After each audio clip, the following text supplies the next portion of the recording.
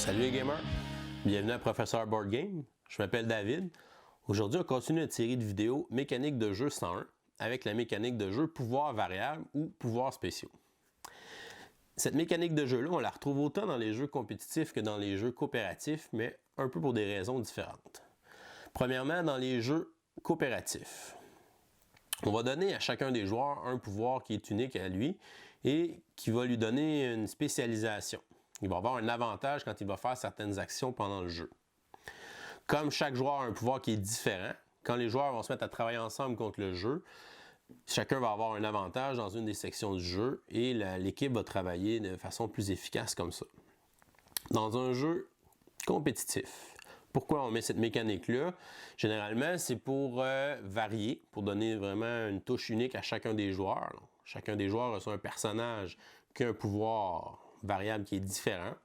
Généralement, on va axer notre stratégie de jeu autour de ce pouvoir-là parce qu'il nous donne un avantage dans le jeu que les autres n'ont pas. On va essayer de l'exploiter à notre maximum pour faire le maximum de points ou pour essayer d'emporter la partie.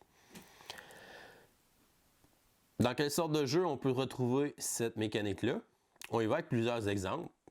Tout d'abord ici avec Sentinel of the Multiverse, un jeu coopératif où on joue des super-héros qui doivent travailler ensemble pour vaincre un super-vilain avec ses acolytes. Dans ce jeu-là, chaque héros va recevoir un deck de cartes qui représente les cartes de son super-héros. Chaque deck de cartes est différent. Donc en partant, on a vraiment des cartes uniques à chacun des joueurs. Et on met sur la table au départ sa carte de personnage qui inclut un pouvoir unique au début de la partie. Certains pouvoirs vont me permettre d'attaquer un ennemi, certains pouvoirs peuvent attaquer plusieurs ennemis à la fois. On a des pouvoirs pour donner des bonus aux autres joueurs et à nous aussi. On a des pouvoirs qui peuvent soigner les autres joueurs qui ont été blessés. On a des pouvoirs qui peuvent diminuer les dégâts qui nous sont infligés. On a donc différentes sortes de pouvoirs. Et plus la partie évolue, plus les joueurs vont placer sur la table des cartes qui vont leur donner accès à de nouveaux pouvoirs. On peut avoir plusieurs pouvoirs sur la table et on en utilise un à chacun des tours. Alors, plusieurs pouvoirs variables dans ce jeu-là.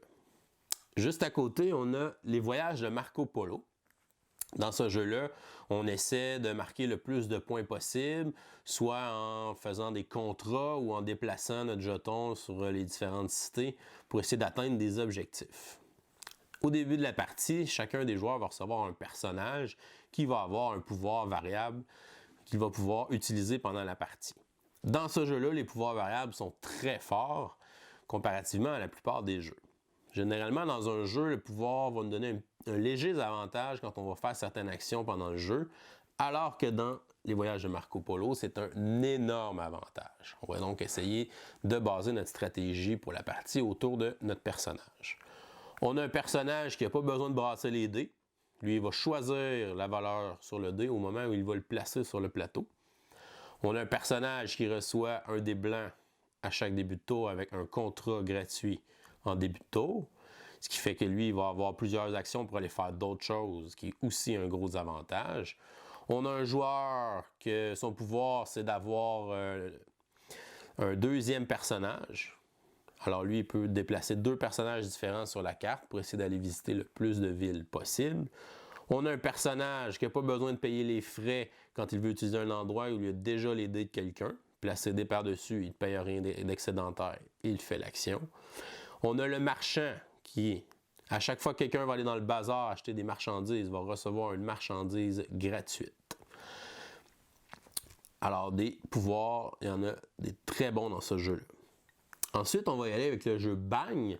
Dans ce jeu-là, c'est un jeu en équipe. On a les hors-la-loi contre le shérif et le renégat qui est tout seul. Chacun va recevoir un rôle qui va avoir un pouvoir variable dessus. On a des personnages qui peuvent utiliser n'importe combien de bangs pendant leur tour, alors que normalement, on peut en utiliser seulement un. On a des personnages qui peuvent utiliser les bangs pour esquiver ou les esquives pour faire un bang. On a un personnage qui, quand il pige ses cartes au début du tour, peut aller piger une carte dans la main de quelqu'un d'autre et prendre sa deuxième carte dans le paquet. On a un personnage qui peut aller chercher sa première carte dans la défausse. On a un personnage qui pige des cartes quand on y tire dessus. ainsi de suite. Chaque personnage va avoir un pouvoir différent qui va nous donner un petit avantage pendant le jeu. Ici, on a le jeu Forbidden Desert. Non, Forbidden Island. Forbidden Desert est un autre jeu semblable. Dans Forbidden Island, c'est un jeu coopératif qui, on doit échapper l'île avant qu'elle coule et on doit obtenir les 4 artefacts avant de quitter. Dans ce jeu-là, vous avez plusieurs personnages. Chaque personnage va avoir son pouvoir spécial. On a, exemple, le pilote qui peut aller se déplacer sur n'importe quelle tuile du plateau avec une action. On a l'ingénieur qui peut, lui, retourner 2 tuiles au lieu d'une avec une seule action. On a le plongeur qui peut se promener dans les tuiles qui ont coulé complètement ou les tuiles qui sont inondées. On a le navigateur qui peut faire bouger les autres jetons des autres joueurs. On a le messager qui peut donner des cartes quand il est n'importe où sur le plateau.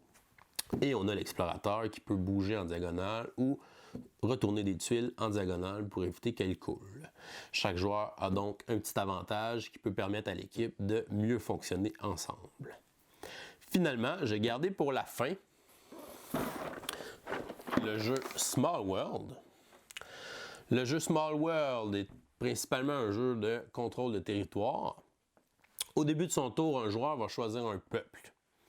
Et avec le peuple va venir un pouvoir. En fait, il y a 2 pouvoirs, parce que le peuple a un pouvoir, et ensuite, la tuile pouvoir qu'on a associée au peuple va aussi avoir un pouvoir. On choisit donc 2 pouvoirs en partant quand on va prendre son peuple. Dans les peuples, on peut avoir les Amazones qui sont en grand nombre, qu'on peut utiliser pour faire plus d'attaques pendant un tour. On a les squelettes qui, à chaque fois qu'ils vont tuer 2 jetons sur le plateau, on va gagner un nouveau squelette. On a les humains qui ont des bonus quand on contrôle des territoires qui ont des champs, des fermes, ainsi de suite. Pour les pouvoirs spéciaux, on a les créatures qui peuvent être volantes, on a des créatures qui peuvent avoir des bonus dans les marais, on a différents pouvoirs qu'on associe à notre peuple. Beaucoup de petits pouvoirs, mais qui sont généralement très simples à comprendre, qui vont soit nous donner un avantage pour aller faire des points d'une certaine façon, ou de contrôler une sorte de territoire en particulier qui va nous donner des points bonus. Si vous voulez enseigner une mécanique de pouvoir variable à quelqu'un, je vous suggère fortement le jeu Small World parce que les pouvoirs sont assez simples à comprendre.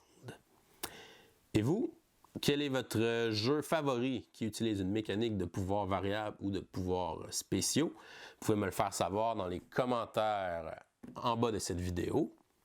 C'est tout pour aujourd'hui. Continuez de gamer et à la prochaine!